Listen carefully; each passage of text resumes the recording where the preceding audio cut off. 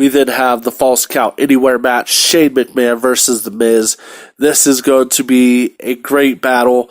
I'm absolutely looking forward to this match as well. And I think The Miz is gonna pull an upset over Shane O'Mac. The Miz needs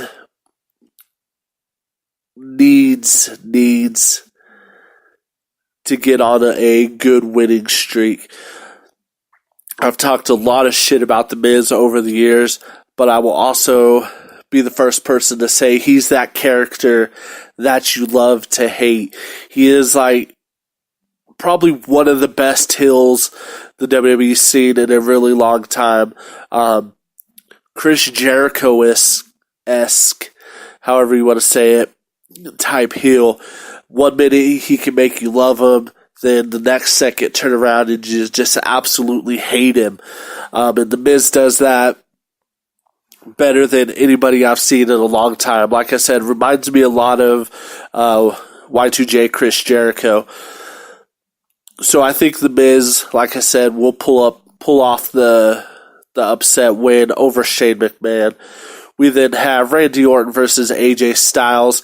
I'm going for AJ Styles in this match. He needs his WrestleMania moment. I believe he's been in 2 WrestleManias since he debuted, and I believe he's lost both of those matches. I could be wrong. Someone in the chat correct me if I'm wrong there, but I'm pretty certain he did lose both of those matches that he's had at WrestleMania. This is going to be a phenomenal match. Randy Orton is a fierce competitor. AJ Styles is the phenomenal one. He's trying to prove that Smackdown Live is the house that AJ Styles built, and I think he's gonna take it to Randy Orton.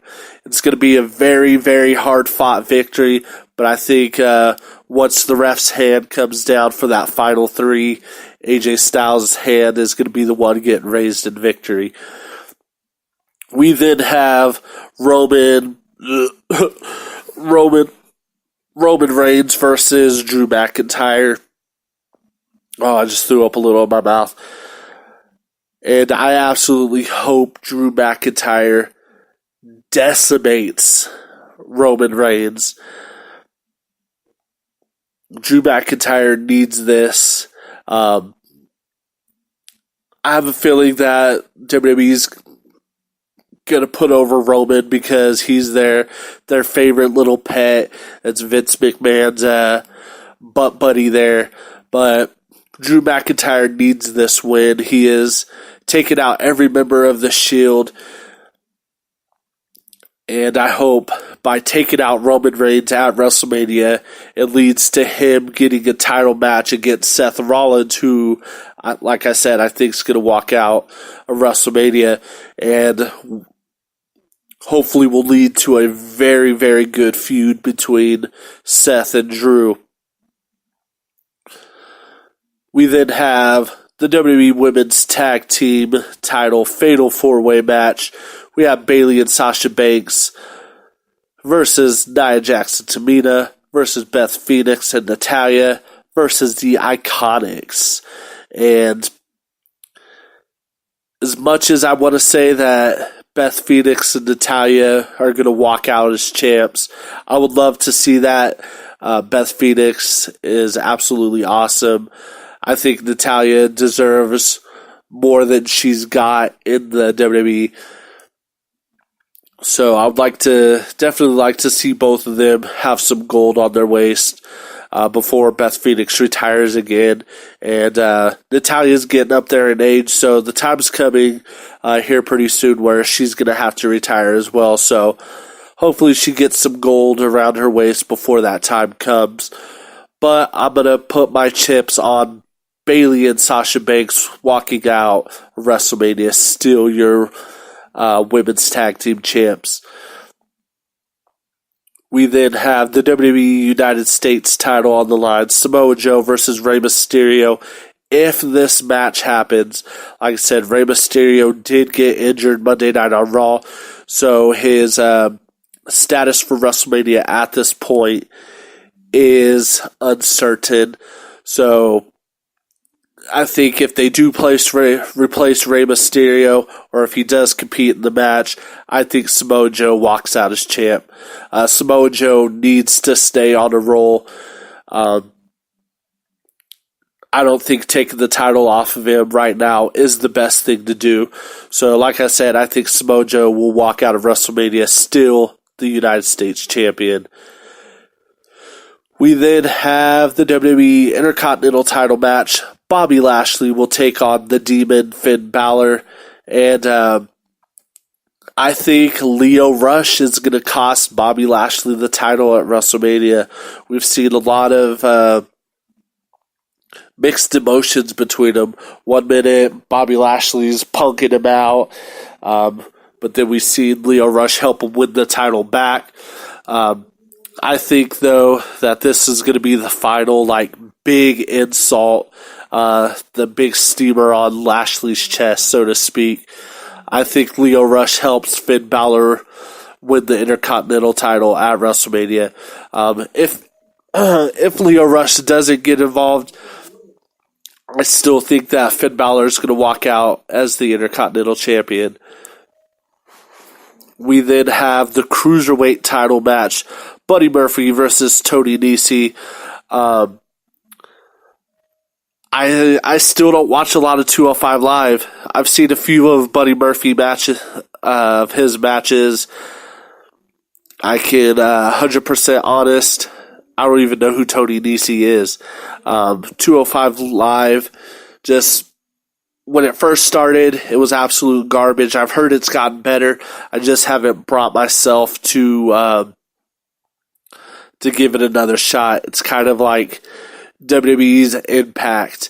Like when TNA got to its ultimate shittiness, I just gave up on it. That's how I was with 205. It just got so shitty. I was like, to hell with it. But if I had to pick a winner of this match, I would go ahead and say Buddy Murphy walks out as the Cruiserweight champion still. We then have the Smackdown tag team titles on the line. The Usos versus The Bar versus Shinsuke and Rusev versus Ricochet and Aleister Black. And I think Aleister Black and Ricochet finally pick up the gold. We've seen them come so close on multiple times. The Revival got themselves counted out. Every time they get close, something happens. Chad Gable and Bobby Roode interrupted up one of their matches. So I think they're going to have their WrestleMania moment, and they're going to pick up the SmackDown tag team titles. But it'll definitely be a good match nonetheless. Some very good competition in there. As much as I don't like the Usos, they are a damn good tag team. They've been together a really long time. They work really well together. Same with The Bar. Cesaro's one of my favorite wrestlers. Him and Sheamus work so well together. Shinsuke and Rusev, I have mixed feelings on it. I just feel like they were thrown together. There's really not anything that they've done that's super impressed me. And Aleister Black and Ricochet have done nothing but impress me since they made their jump from NXT up to the main roster. We then have the 6th annual Andre the Giant Memorial Battle Royal. This will be in the pre-show as well as the Women's Battle Royal. Colin Jost and Michael Shea or whatever from Saturday Night Live will be in this match. Braun Strowman, Andrade, Apollo Crews, Titus O'Neil, Tyler Breeze, Jinder Mahal, No Way Jose, Bobby Roode, Chad Gable, Kalisto, Grand Metalik, or Metalik, however you say it, Bo Dallas, Curtis Axel, Heath Slater, Rhino, Victor, Connor, Ali, Shelton Benjamin, Luke Gallows, Carl Anderson, Matt Hardy, Jeff Hardy, Otis Tucker, and EC3 are all set to be in the Battle Royal. There's a lot of good names in there, but I think Braun Strowman's going to be the one to take it. If I had to pick a runner-up, because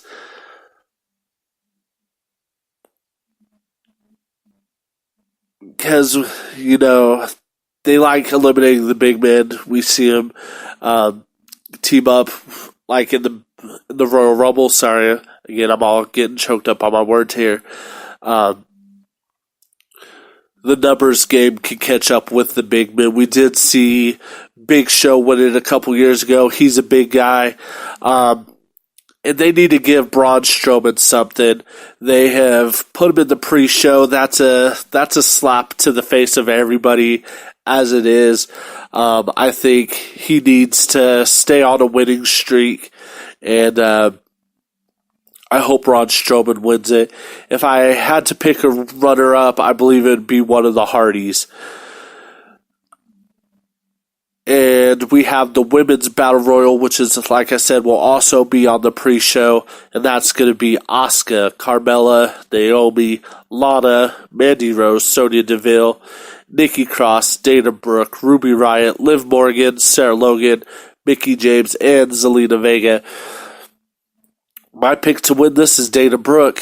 We saw her stand up to Ronda Rousey a few weeks ago. I think she needs something good going for her. And even if it's a pre-show Battle Royal win, I would definitely like to see Dana Brooke get the win. But my deep down feeling is that Asuka's going to win it, kind of as a Band-Aid on them taking the title off of her. The Raw Tag Team Championship, as of right now, is not being defended at WrestleMania. Every other title is on the line, so I'm not sure why they're not going to have the Revival put their titles on the line at WrestleMania.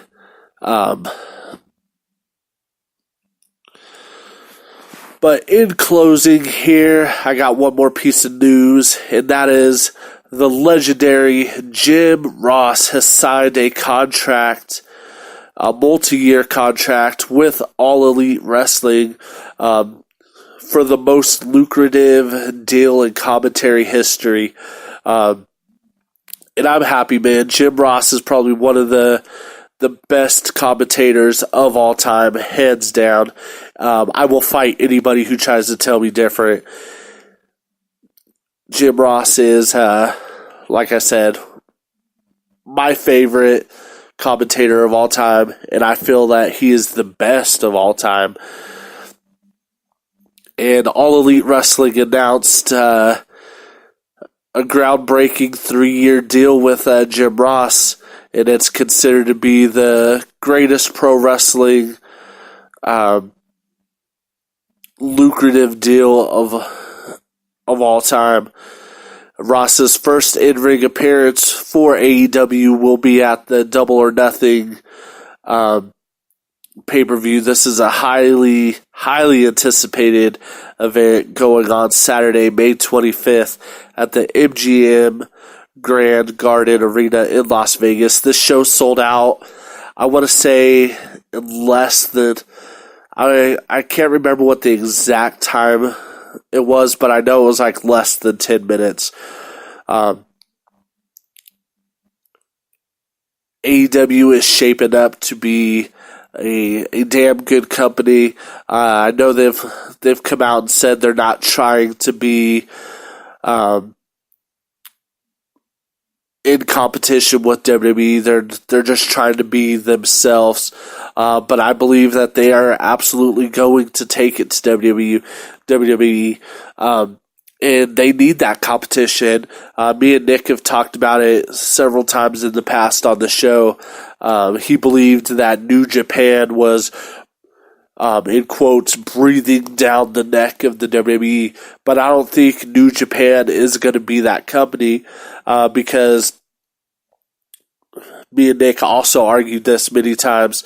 The only reason New Japan has got as relevant as it is was because of the Bullet Club and the Elite, with Kenny Omega, Cody, the Young Bucks. They're the guys with their Being the Elite YouTube channel and everything that they've done